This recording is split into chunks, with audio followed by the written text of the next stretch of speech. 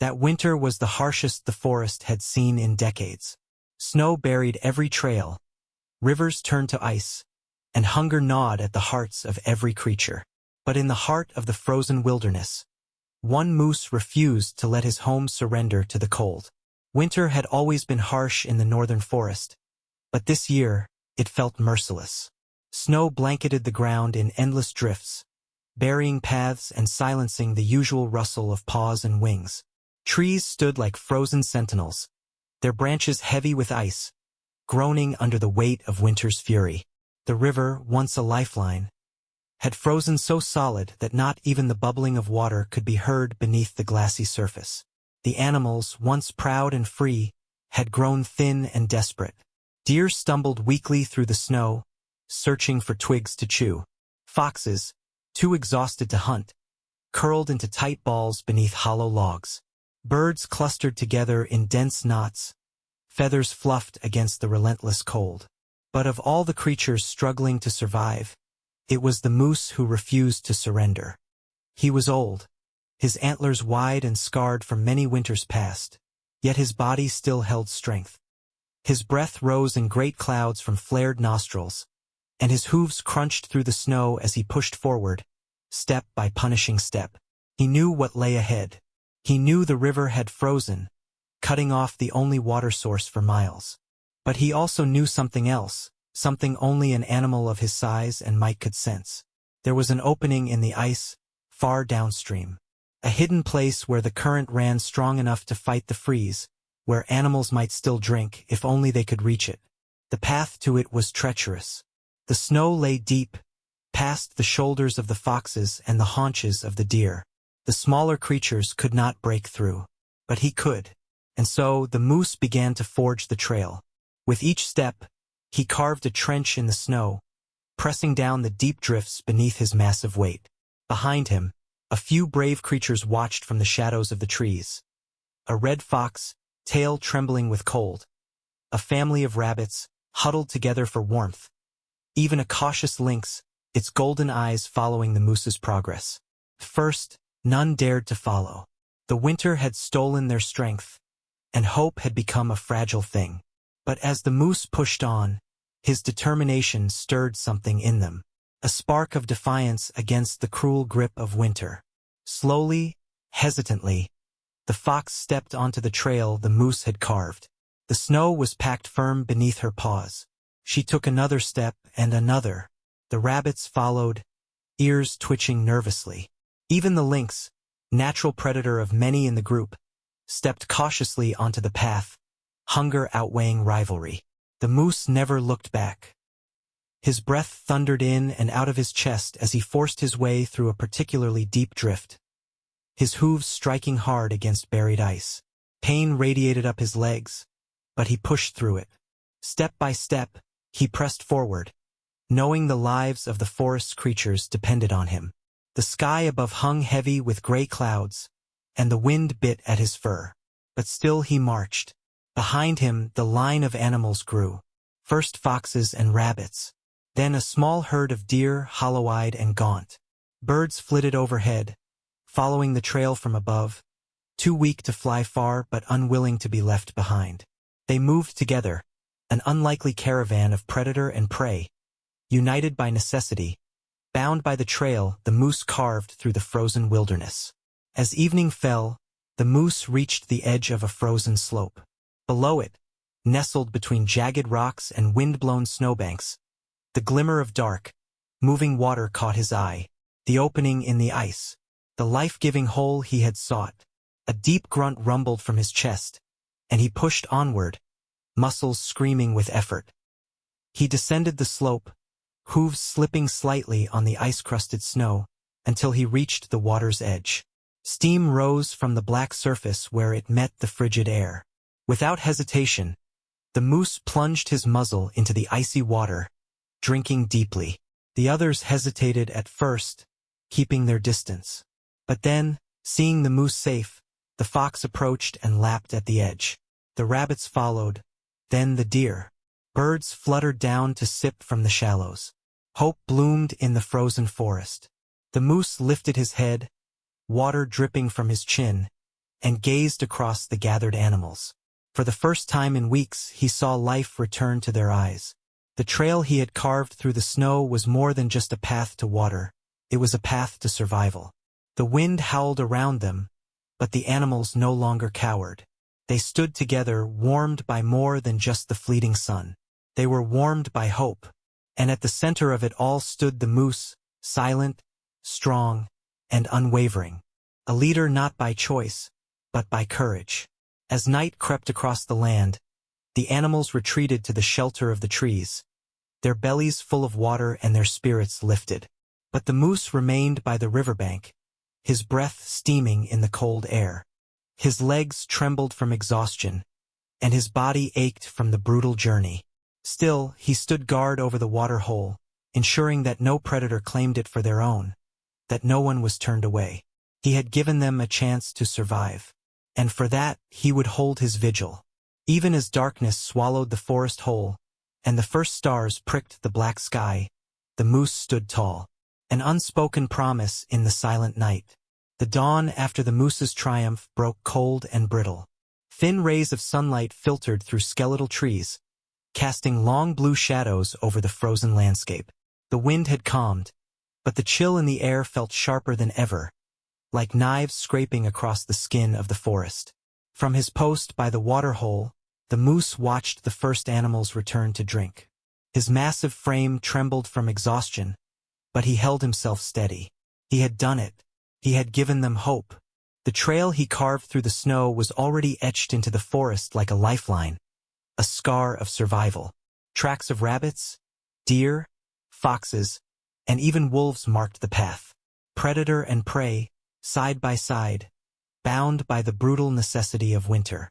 As the morning brightened, the moose turned his gaze to the forest beyond. And that was when he heard it. A faint, unfamiliar crunch of snow. Not the light tread of paws. Not the scamper of claws. Heavy, deliberate steps. Then, hidden among the frost-bitten branches, two figures emerged, their breath clouding in the icy air.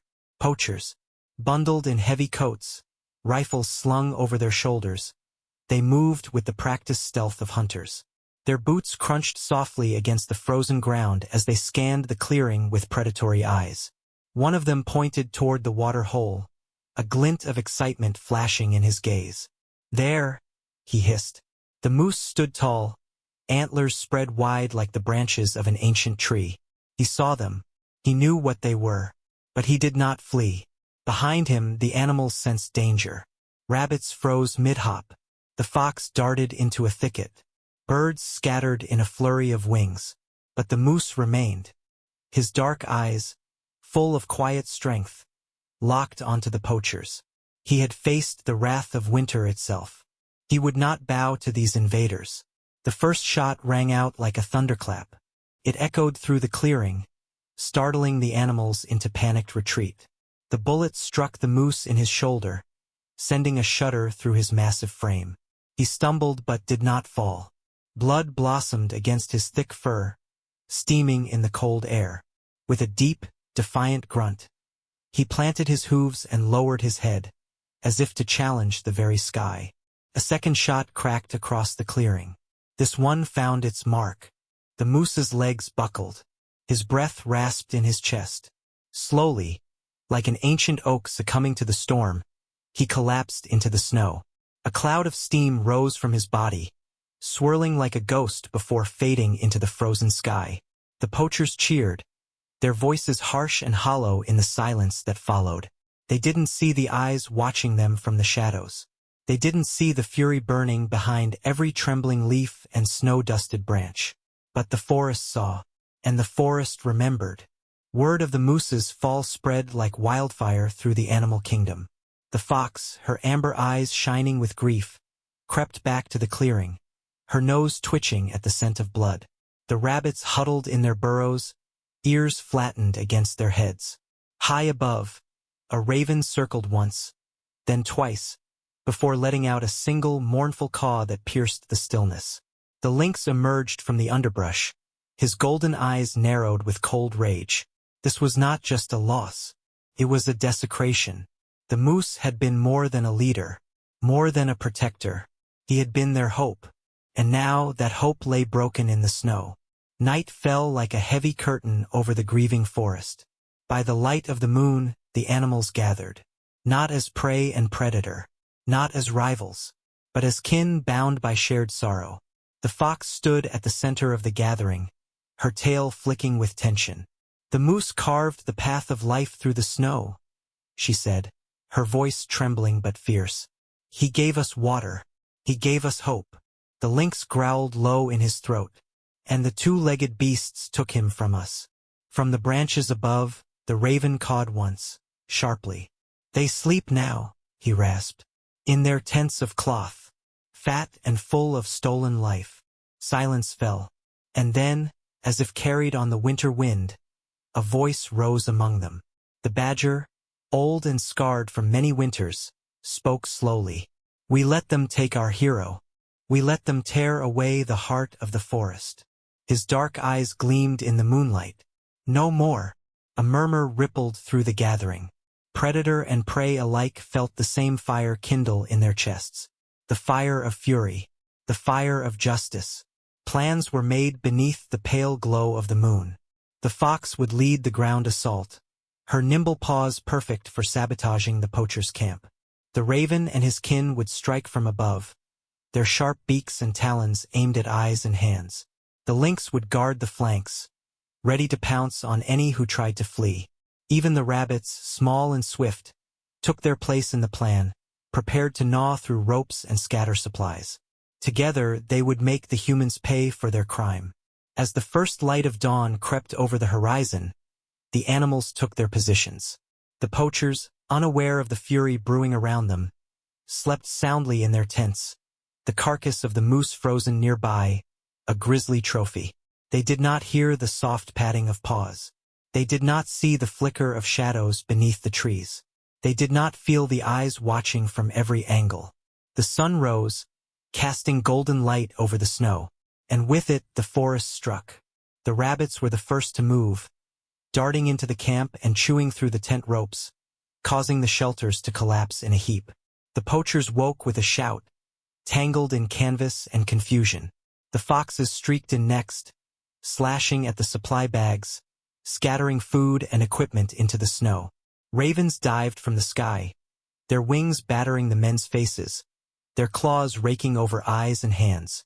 The lynx launched himself from the shadows, his powerful body knocking one of the men to the ground, forcing him to scramble away in terror. Panicked, the poachers grabbed for their rifles, but the birds had already carried them out of reach. The forest roared to life with the fury of its children.